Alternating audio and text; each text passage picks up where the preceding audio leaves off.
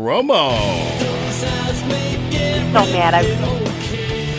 Looking forward to having Maria Bartiromo. Well, good morning to you, Maria. How are you? Hey, Jamie. How are you doing? Good. At Maria Bartiromo on Twitter. And, of course, she's got her Mornings with Maria weekdays. And then Sunday Morning Futures at 9 o'clock our time here on Sunday. All right, so we've got all these confirmation hearings going on. We've got Tillerson, we had Sessions, we had Mattis, we had Kelly, we had Pompeo. But when we're going to ultimately get into the Commerce Secretary, Wilbur Ross, right? Mm-hmm. And some of the other financial guys. How do you think those are going to go? Well, look, I mean, I think that the other side is going to push back on everybody.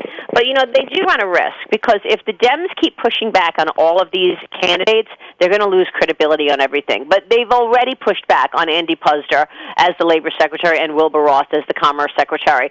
Look, I think these guys at the end of the day will get through. The bottom line is they have the 51 votes on the Republican side, so that's one thing. And also, these guys are very capable guys. They've been running businesses their entire career and understand the checks and balances that are required to actually create growth.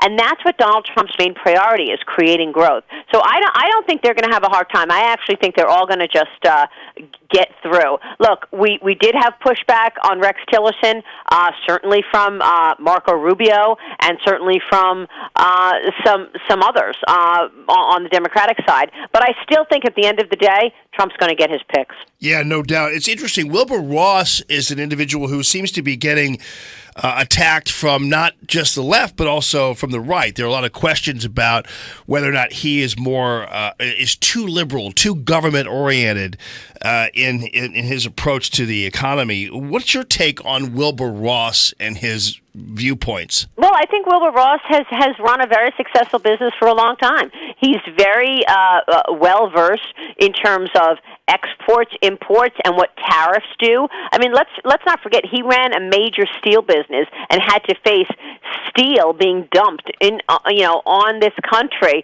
by foreigners, which made his steel products, less attractive, right, because there was this dumping and they were cheaper. So I'm not worried about Wilbur Ross. I think because he comes to the table with these business sensibilities and his priorities will be growth, I think at the end of the day he gets through, and I don't think there is going to be an issue with that regard in terms of his approach to government. It is interesting, too, because when we see these cabinet appointees, sometimes it appears that the people who are questioning him act like they're going to be the President of the United States. And the reality is they're cabinet members, and they kind of, although obviously they have their opinions, and they'll be talking to Donald Trump about their opinions, but the reality is the cabinet positions are designed to articulate an existing message from the president, correct? No, absolutely. Look, at the end of the day, Donald Trump is in charge.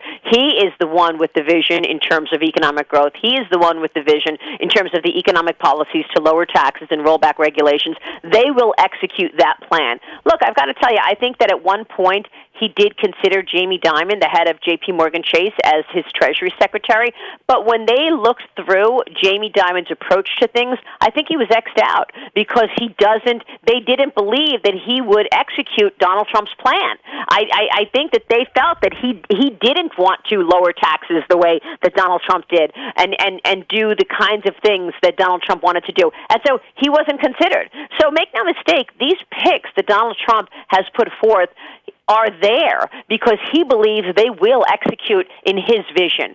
So I think, what we're going to see is his plan that he's talked about, the entire campaign executed by the people he's put in place. All right, Sunday Morning Futures, what's up? Well, we got a great show, actually. We're going to talk about this new lawsuit and this new investigation going on about Jim Comey. I mean, look, it doesn't matter if you're on the right or the left. There's some equal criticism to go along, but Congressman Chaffetz has basically said, I want to know what was going on in terms of the email scandal, in terms of what Jim Comey was looking at, so that we could put an end to this speculation. A lot of the people on the left are trying to delegitimize Donald Trump's presidency by saying Russia hacked, by saying, this happened, that happened, which created a lot of noise. At the end of the day, we know that Donald Trump was elected as 45th president of the United States because he resonated with the working man and woman. That's it. That's fair and square. But Jason Chaffetz has launched this investigation to see what Jim Comey was looking at. I've got Jason Chaffetz live on Sunday. I'm also talking with John Ashcroft, former Attorney General. We will talk about the Jeff Sessions confirmation hearings. And then we've got, we're also talking about what's ahead in terms of the inauguration and what's to come. So we've got a great panel as well.